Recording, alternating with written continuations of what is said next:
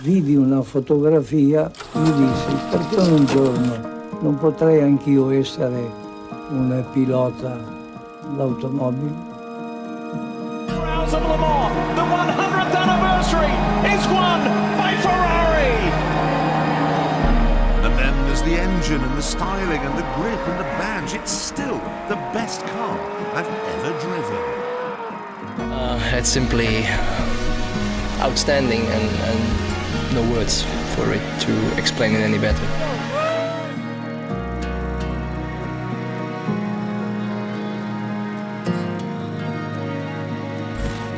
E tutti gli atti sono stati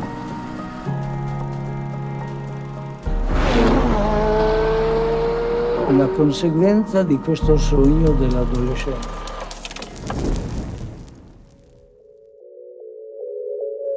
Enzo Ferrari. You either love him or you hate him. Drives like a pig. Oh, you can't say that. Why not? It's a Ferrari. He made some of the most recognizable cars in the world. Built a global marketing juggernaut despite spending $0 on advertising, and won countless racing victories. So why did he have so many enemies? From Henry Ford to Ferruccio Lamborghini, and a fair few in between. Enzo led a crazy life. So let's explore it, because my name is Alex, and you're watching QuattroCam.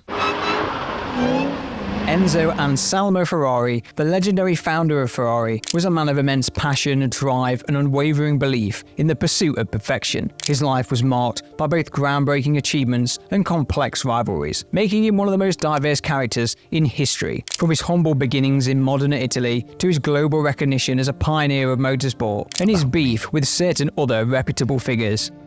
Called you fat, sir. Ferrari's story is unlike any other. Born in modern Italy on February 18, 1898, into a middle-class family, his father, Alfredo Ferrari, was a blacksmith. But more importantly for this story, he was a lover of motorsport and was responsible for introducing Enzo to the sport. He took 10-year-old Enzo to see a race in Bologna, and Enzo fell in love, not just with the sport, but with the cars themselves. Motorsport was not Enzo's only love, however. He also dreamed of becoming an opera singer, but all of his dreams and loves had to take the back seat when his father and brother passed from the flu in 1916. Enzo would drop out of school and took a job as an instructor for Modena's fire service workshop. And then, in 1917, he joined the Italian army, even though he was also battling the same flu that took his father and brother. He won his own battle and was honorably discharged from the army. By 1919, when Enzo was just 21, he had already lived a full life and faced challenges many of us will hopefully never have to face. But the world had more tests for young Enzo. His passion for racing came to the fore, leading him to secure a position as a test driver. In this position, he got the opportunity to race and ended up finishing 4th in his division. He didn't remain there though, leaving the very next year to join Alfa Romeo. Enzo went on to have a successful career with Alfa Romeo, even though he was said to have been unwilling to push the engine to its limits as to not damage it. It was also during his career with Alfa Romeo that he met the parents of Francesco Baracca, an ace flyer in World War I. They suggested Enzo use the emblem that their son used on his plane for good luck. And if you know anything about stories like this, you can probably guess what that emblem was. But Ferrari, as a car manufacturer, was not to be for a few more years. In 1929, Enzo founded Scuderia Ferrari, a team of racers and engineers that was basically attached to Alfa Romeo. Scuderia Ferrari became the official racing team for Alfa Romeo, and under Enzo's leadership, it achieved remarkable success, winning numerous races and championships. Despite this, Enzo decided to step down from racing in 1931, just a few months before the birth of his first son. In 1937, he closed down Scuderia Ferrari due to Alfa Romeo wanting to reclaim their racing arm, and in 1939, Enzo made the decision to leave the company altogether. However, there was a catch. Alfa Romeo allowed him to go on the condition that he wouldn't use the Ferrari name in association with racing and even cars for the next 4 years. Enzo tried to start designing racing cars immediately after leaving Alfa Romeo. However, that was put on hold by a little skirmish some might know as World War II. Enzo had to refocus his resources and efforts elsewhere because nobody was concerned about racing. By the time the war was over, the 4-year time restriction had elapsed, and Enzo was free to use the Ferrari name on whatever company he wanted to build.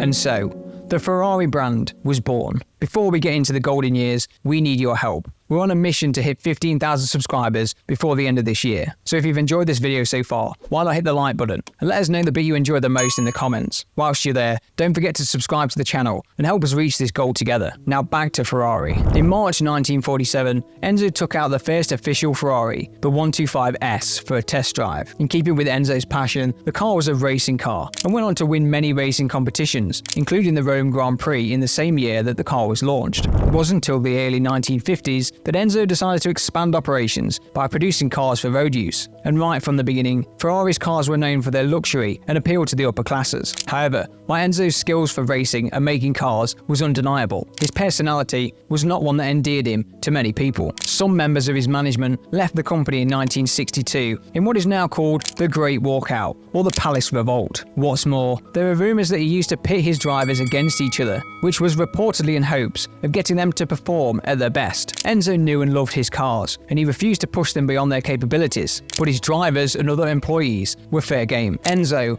was also what some people might call arrogant, especially if it related to his brand. He had several rivalries with other car manufacturers, with one particular rivalry leading to the creation of another luxury car brand and his main competitor in the years to come, Lamborghini. The story goes that Ferruccio Lamborghini had bought a Ferrari, but had a number of adjustments that he thought could be made. He sent a letter to Enzo with his opinions, but Enzo was not open to any suggestions that did not come from himself, especially if they were coming from a tractor builder, which is what Lamborghini was at the time. Ferrari is quoted to have said, "You may be able to drive a tractor, but you'll never be able to handle a Ferrari." Well, Lamborghini saw that as a challenge and went off and built his own car. And the rest, they say, is history. This isn't the only time Enzo's ego would bring him to blows. His rivalry with Maserati being another. Only this time, Maserati was an established brand. This clash managed to become a company-wide issue, with employees from either side never seeing eye to eye. A sort of footballing rivalry between the brands, you could say. In the midst of all this, you can trust that Enzo would have been extra petty. One time, he actually refused to welcome the then president of Italy, Sandro Pertini, into his factory just because the president was driving in a Maserati. As much as Enzo had his alleged issues, you cannot deny this guy earned some of that bravado. And how can we forget the Ford-Ferrari rivalry? If you've seen our video on Carroll Shelby or the Hollywood film replaying the events, you will already know some of the details. Ford tried to buy Ferrari, but Enzo refused at the last minute because Ford wanted the final say on whether Enzo could go racing. Insults were thrown around, and the rest is history. You can check out that video in just a second. Back in the world of Ferrari, the business has seen some troubled times. After its battle with Ford, Ferrari was part-owned by Italian giant Fiat. However, what started as a 50% ownership situation grew to 90% over the years. Right now, Enzo's second son Piero is the vice chairman of the Ferrari company and owns the 10% share ownership that's left. Enzo had a lot of vices, that's for sure. He was stubborn, had a huge ego, and would run his business like a dictator. But what could you expect? Enzo was cast out into the world at such a young age, pushed through 2 world wars, and had to fight tooth and nail at every turn. This was bound to have had a profound effect on Enzo, and was probably the major cause